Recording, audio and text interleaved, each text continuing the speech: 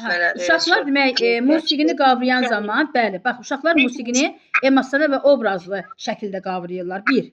Sonra uşaqlar musiqi alətinin köməyi ilə tembrın rənglərini tapırlar. Məsələn ki, baxın, gitarın səsi başqa cürdür, pianinonun səsi başqa cürdür, nəfəsli alətin səsi başqa cürdür.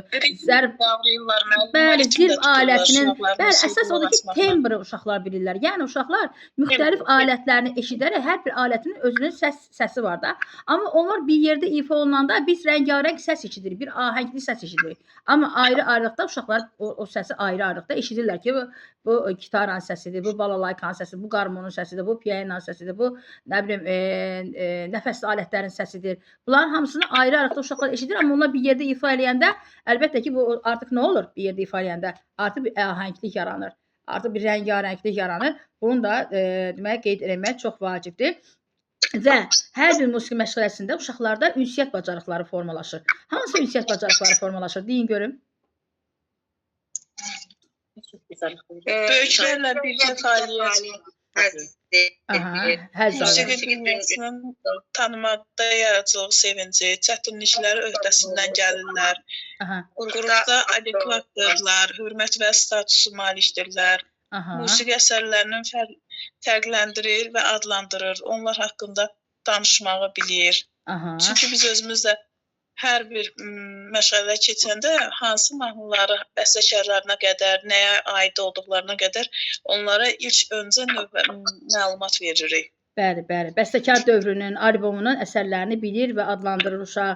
Dramatizasiyalarda, musiqi tamaşalarında iştirak edir. Ümumiyyətlə, uşaqların musiqi fəaliyyətinin inkişafında valideynlər də yaxından iştirak etməlidirlər.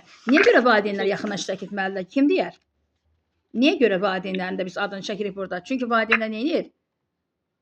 Çünki müəllimə, valideynlər həmişə müəllimlərə, tərbiyəçilərə dəstək olmalıdırlar da, bir yerdə işləməliyik.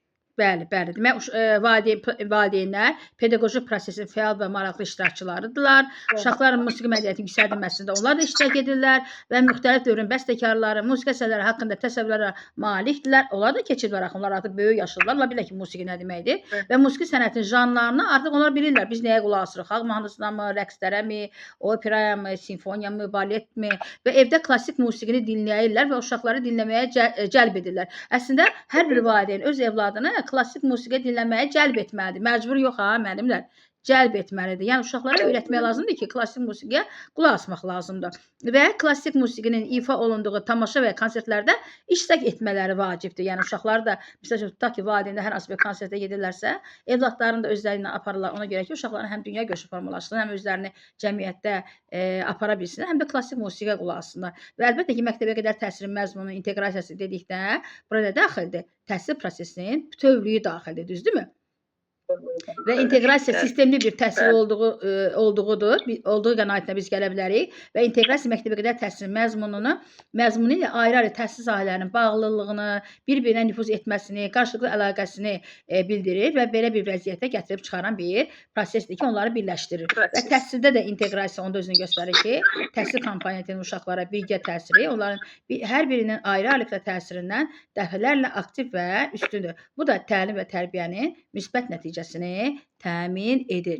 Yəni, inteqrasiya olunmuş dərs əlbəttə ki, çox maraqlı bir dərsdir və inteqrasiya olunan dərs uşaqların yadına daha yaxşı qalır, daha əyləncəli olur və musiqi sahəsi də bütün sahələrlə, bütün inkişaf sahələri ilə əlaqəli olduğuna görə, ona görə də biz bunu inteqrasiya deyirik. Məsələn, deyə bilərsiniz ki, müəllimə, musiqinin idrakla nə əlaqəsi? Əlbəttə ki, burada uşaq mahnının sözlərini yadında saxlamalıdır, harada fort oxumalıdır, harada piano oxumalıdır, aşağıdan oxumalıdır, yuxarıdan mı oxumalıdır, bir yerdə mi oxumalıdır, yoxsa dayanmalıdır, nəfəs almalıdır, başlayanda necə oxumalıdır və yaxud da rəqs edən zaman hərəkətləri bir-birinə necə uyğunlaşdırmalıdır və yaxud da musiqi alətində ifa zamanı qulaq asır diqqətlə ki, mən mahnının hansı yerində burada mən vurmalıyam, yəni zərb alətində ifa edildiyinə görə, deyim, mən burada ritmi vurmalıyam. Bunlar hamısı uşaqlarda həm diqqət tələb edir, həm uşaqları biraz da musiqiyə maraqlarını artırır. Uşaqlar ən əsas özlərini harada yaxşı görürlər? Musiqi alətlərini ifa edən zaman uşaqlar özlərini burada yaradıcı insan kimi görürlər. Sanki bir musiqiçidirlər, sanki bir məşhur insandırlar. Yəni özlərini burada artıq doğrudan da musiqiçi kimi hiss edirlər.